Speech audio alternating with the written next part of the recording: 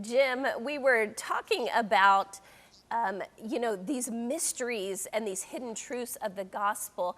And I was just wondering, what was that moment like in your life where I once was blind and now I see? When was that moment that Jesus revealed himself to you? That's a good question. I was raised in a very fundamentalist church that did not believe in in spirit baptism or any of those things, and through a series of events, the Lord took me uh, to a remote army base. I was drafted in the army. He took me to a remote army base at a small place up in the center of Alaska, and I met a man that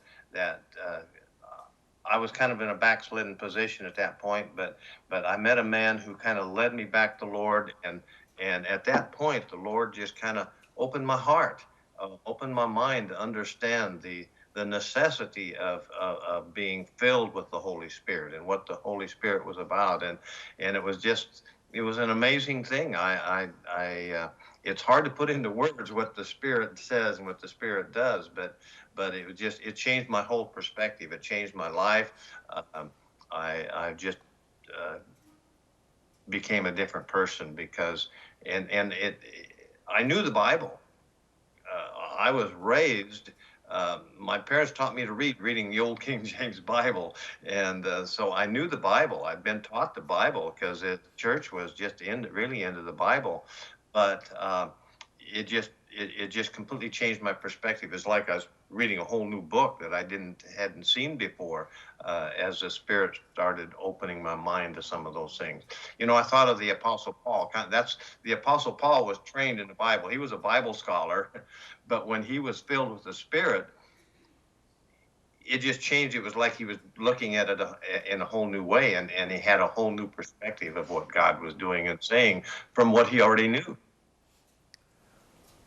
You know, Jim, I love that intersection of God in all of our lives, that each of us have that moment where we meet God. And I love reading church history and about how Christians made different stands and affected their generation with the gospel. How does that look for us in the 21st century? You just have a few minutes here, but how does that look for us as a Christian, as someone who's watching this program and says, how do I stand for God in the 21st century? Jesus, that's the difference between the Old Testament law, living under law, and New Testament. Because in the New Testament, we're not under law, but we are under love. We are to live by love. Jesus said, "If you love me, you will keep my commandments." And I always like to use, relationship as we're dynamics that we're talking about these things, because it's a love relationship. If we don't love Jesus, if we don't understand what he did for us, and out of that we fall in love with Jesus, it's going to be difficult. I hear so many people say, "Oh, it's difficult to walk with Jesus," especially in our culture today, in the modern culture. But it's a love affair. I don't have trouble doing things for my wife because I love her. And the same thing with Jesus. If we love him, then it's going to be easy to be different. God calls us, Jesus said, if you, those who want to follow me are going to deny themselves, pick up their cross, and follow after me. And that's difficult to do unless we're in love with him.